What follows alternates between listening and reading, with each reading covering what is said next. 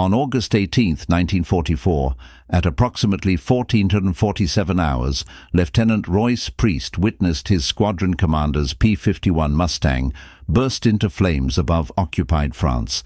Thick black smoke streamed from the engine as the damaged fighter plunged toward a wheat field just 20 meters behind German lines. At only 21 years old, with just 2 months of combat experience, Priest saw the man he deeply admired on the verge of capture as a prisoner of war. The Germans had concealed a flak battery inside a railway car. As Major Bert Marshall guided his 4-ship flight into a low-level strafing attack near the target area, the car's sides suddenly dropped, exposing 20 mm and 40 mm anti-aircraft guns already locked onto their path. The surprise ambush struck the formation at extremely close range. By mid-August 1944, the 8th Air Force was suffering heavy pilot losses over France. German flak units had perfected camouflage techniques, hiding positions in haystacks, farm structures, and, even marked with Red Cross symbols, rail cars. American fighters on low-altitude strafing runs encountered lethal hidden defenses. The 355th Fighter Group had lost 17 pilots in the prior 2 months alone. Some died instantly, others crash-landed in hostile territory and endured years in Stalag Luft camps. A few vanished without trace.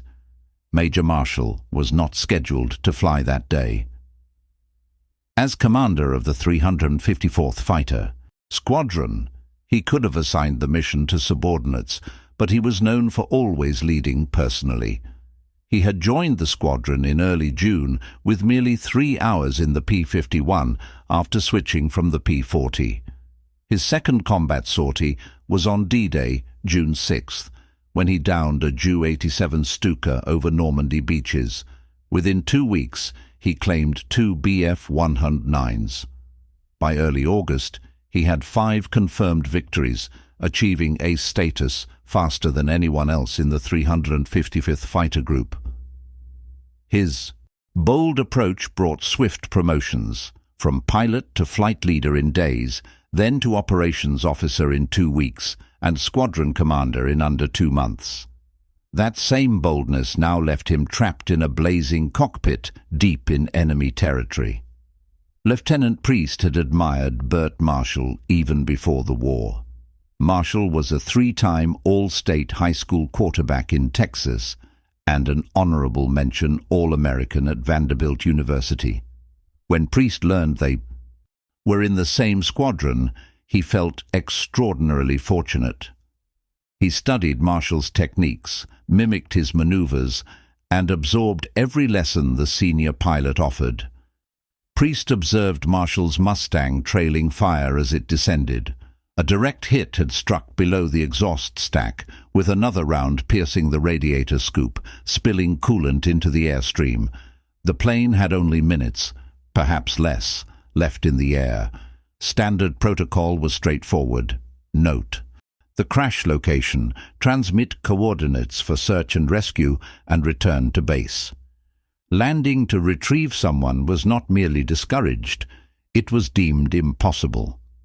The P-51 was a single-seat fighter with no provision for passengers, no doctrine for field landings in enemy territory, and no training for such actions. If you'd like to learn the outcome of Priest's extraordinary choice, consider liking this for visibility, subscribing, and enabling notifications to help preserve these overlooked tales. Back to the events. Marshall's burning Mustang vanished below the tree line.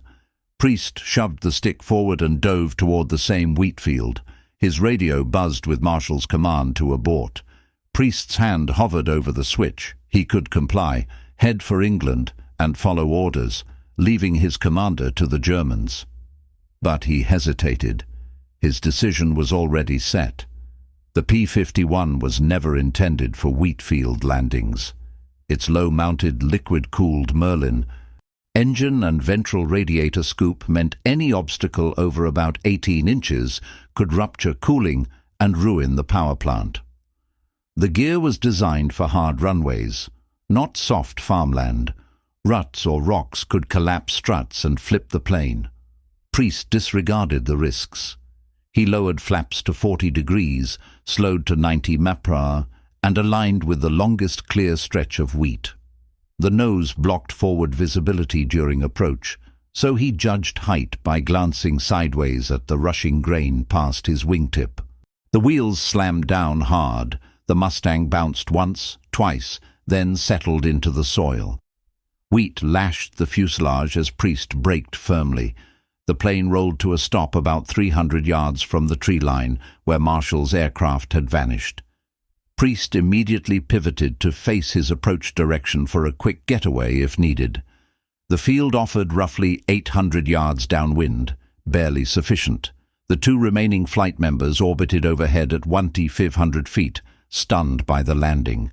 Now scanning roads and hedgerows for German activity, response came swiftly. A military truck appeared on a dirt road half a mile east, speeding toward the field, canvas covered, likely carrying 20-30 infantry. The overhead Mustangs dove in immediately.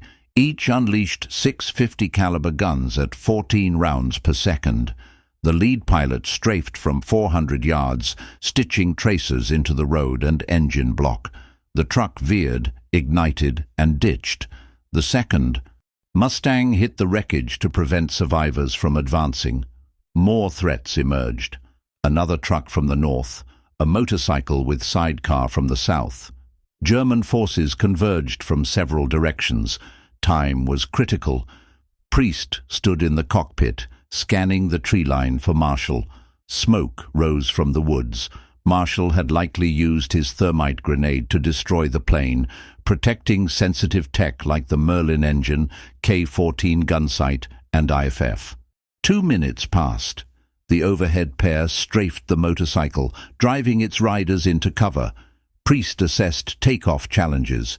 Deep ruts from the soft landing, added weight of a second man increasing stall speed and ground roll. The odds looked grim. 3 minutes. No Marshall. The second truck halted a quarter-mile away. Soldiers deployed into a skirmish line, advancing through the wheat. Then a figure burst from the trees. Major Bert Marshall, soot-covered flight suit, face contorted in rage. He waved furiously, ordering Priest to depart without him. Priest responded decisively. He exited the cockpit, shed his parachute harness, and dropped it on the wing, followed by his survival dinghy. Without a chute, bailout was impossible. Without the dinghy, a channel ditching meant death. His message was clear. He would not abandon his commander. Marshall halted 50 yards away, staring at the discarded gear. German troops now crested. The wheat, helmets visible. Overhead, Mustangs, low on ammo, could manage only 1 or 2 more passes. Marshall dashed the remaining distance. The P-51D cockpit measured 38 inches wide and 42 inches seat to canopy, built for one pilot in full gear. Marshall, 5'11", and about 170 pounds, slid in first, pressing back against the armored plate, legs under the panel beside the stick. Priest followed, perching on Marshall's lap, legs astride his thighs, bodies crammed tight, shoulders against chest, heads nearly touching the canopy.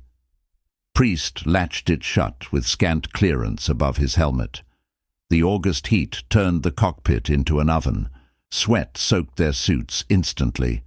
Priest could see key instruments despite blocked views: fuel, oil, manifold pressure. He advanced the throttle. The Merlin roared with 200 horsepower. The prop bit air, dragging the overloaded fighter forward through wheat. Acceleration was agonizingly slow. Combined. Weight, 2 men, ammo, fuel, exceeded design limits. Soft earth and stalks resisted.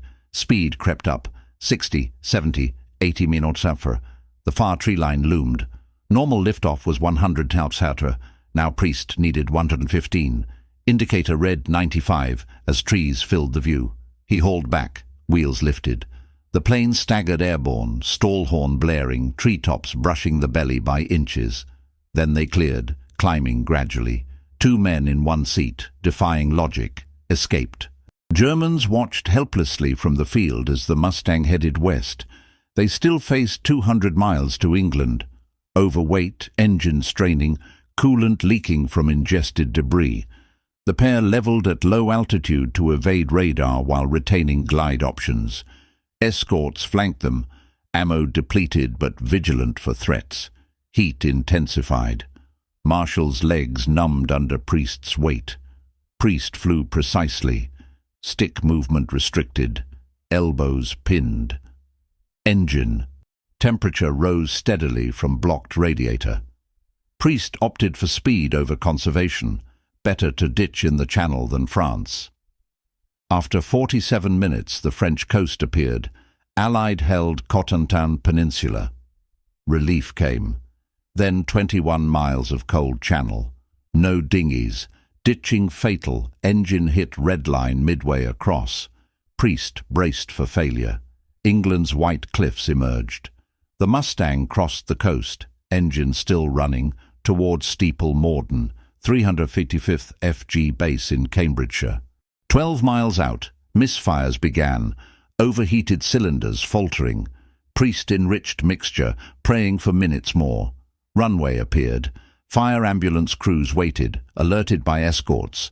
Priest entered pattern fast at 140 meters south for lift margin. Gear down, flaps 40 degree. Touchdown firm, rollout smooth despite sputtering engine. Plane stopped mid-runway. Crews rushed in, expecting 1 injured pilot. Instead, 2 emerged from the cockpit like magic. Marshall's legs, circulation starved for nearly 2 hours, buckled. He needed carrying to ambulance.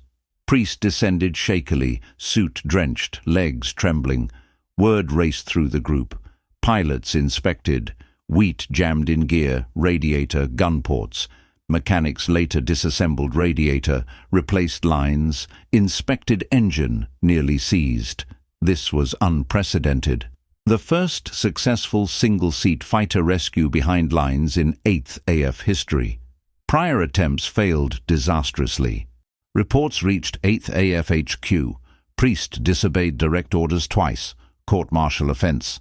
Yet he saved a vital ace and leader, General James Doolittle, 8th AF commander, Tokyo raid hero, reviewed everything, transcripts, statements, logs. Disobedience clear, but success undeniable. Pilot losses were crippling.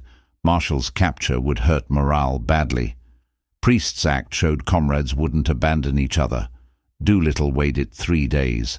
He initially considered Medal of Honor but downgraded to Distinguished Service Cross, praising valor while discouraging repeats due to risks. Ceremony September 21, 1944, at Steeple Morden.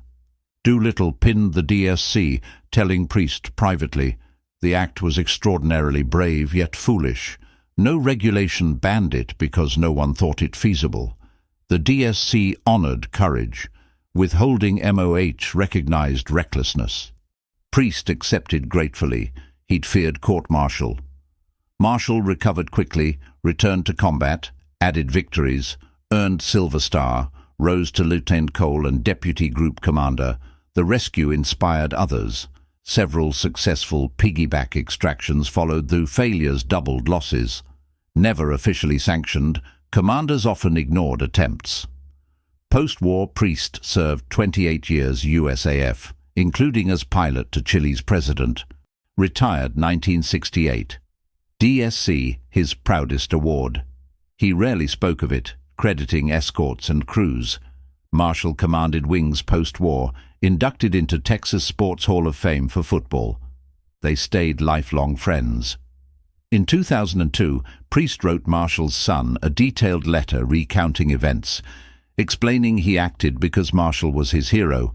He couldn't let him rot in captivity. Priest died May 18, 2004, age 81, in Riverside, CA. Obituaries noted his ace status. DSC, long career. Not the Wheatfield rescue. The Mustang vanished post-war.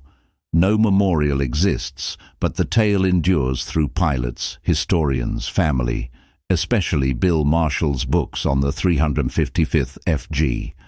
A true account of loyalty, courage, and bonds forged in impossible circumstances.